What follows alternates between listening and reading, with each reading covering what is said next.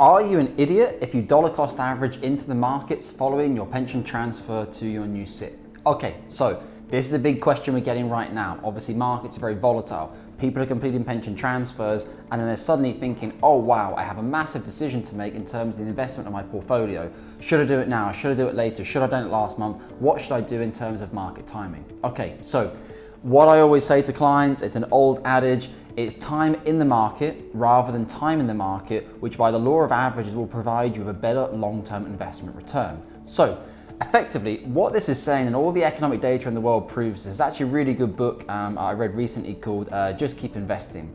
And it's basically the rationale and economic theory over the past decades and century of what your market returns would be in terms of time in the market versus being in the market for as long as time as possible. Now, as a financial advisor, I know all the economic theory, and it's very easy for me to sit here and say, you should invest all your money on day one. Technically, that is the correct financial advice. Economically speaking, it is the best way to grow your money, having as much of your money in the investment markets for as long as possible. Because over the course of time, based on past performance, there's no guide to future performance, equity markets grow. Unless you don't think equity markets are going to continue to grow, there's no reason why you should not have all of your pension capital invested on day one. However, investing is not just about economics, it is also about emotions. And obviously, unfortunately, emotions typically play a very large role in people's decision-making process, which is really why most people should not manage their own money. Emotionally right now, a lot of clients will be saying, well, I'm reading the news, it looks pretty rough out there. Is it going to get worse? For recession this, recession that, 2023, maybe I'm going to hold out in cash. Or maybe I'm going to hold on, or maybe I'll do a little bit now, I'll do some later. This strategy, but again, it does come down to a client's perspective. If you're lying in bed and you've invested all 100% of your SIP and it's going to keep you up at night, you're going to be worried, you're going to be scared, whilst technically, economically speaking, that would be the best thing to do with your money. And as a financial advice, if I had to give you advice one way or the other and you said to me, should I invest it all now or should we dollar cost average? Technically speaking, my advice would always be invest it all now, because that's the only way I can back myself up in reason and rationale. Dollar cost averaging could benefit you, it could also disadvantage you. Investing everything in one go and having a long-term portfolio view is obviously, technically speaking, over the course of decades and centuries is the best way, or a century, is the best way to invest your money. Now, for a lot of clients though, they will say, okay, I understand all of that, but I do want to dollar cost average into the market, or I'd like to sit in cash for a time, a period, and then when markets drop, I would like to invest the money. Look, at the end of the day, it's your money. I might be your financial advisor, our financial advisor here at Cameron James might be the appointed advisor on your account, but we are here to advise you. If you advise us, actually no, I don't want to accept your advice, I wish to only invest 50% now, or 100%, or 0%, whatever it might be, we will execute that on your behalf. So guys, I hope this answers a bit of a question at the moment that's going around in terms of pension transfer values. And also, a lot of people are saying, a lot of my clients are saying things to me, oh, well, I'm not sure about transferring my DB because I had a mate at work, he transferred his DB in December time, he's now 15% down or 17% down from the start of the year, he's lost a huge amount of money.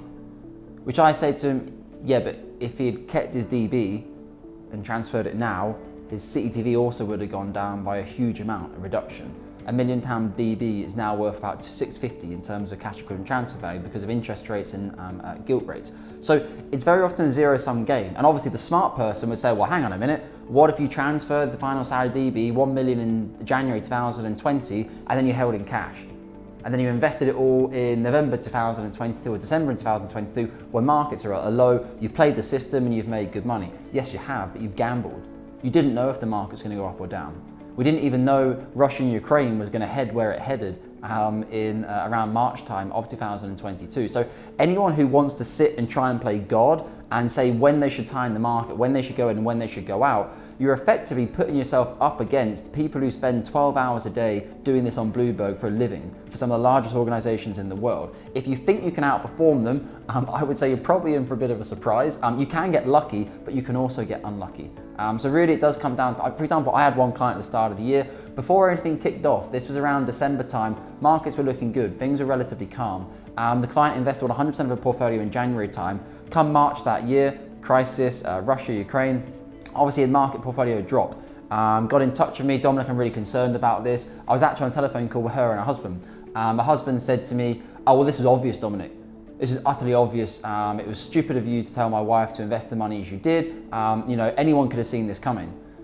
I said, well, hindsight is very easy to have suddenly seen things coming. My brain is always thinking, oh, why didn't I invest in that company? It's so obvious that they would have gone up when that part of the economy happened, but it's not always as easy to see that in live time. So in terms of dollar cost averaging in, doesn't necessarily make you an idiot, because obviously it is all about your own emotional feelings. If you don't want to have 100% of your money invested in day one, you don't have to, but economically speaking, as long as you're not intending to touch the money over the course of the next couple of years, you should always invest 100% on day one, let the markets do its thing, invest the money and don't look for a year.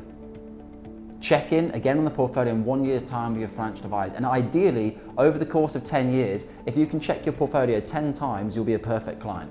If you check it twice a year, 20 times, you're still a pretty good client. If you check it anything more than quarterly, you really are not doing yourself any favors. Every time markets go up or down, you'll see swings. It's easy for the market to go up 2% in a day or down 2% in a day. If you've got £1 million, say, I lost 20 grand today. Yeah, you did, but it goes both ways. And over the long term, what we're looking for is a long-term trend of the markets and cut out the short-term noise. Guys, I hope this has been valuable. Please always like, share, and subscribe to the channel to let us know we're doing a good job and to get the logarithm going for us. And I look forward to speaking with you soon. And as always, take care with your UK pension assets.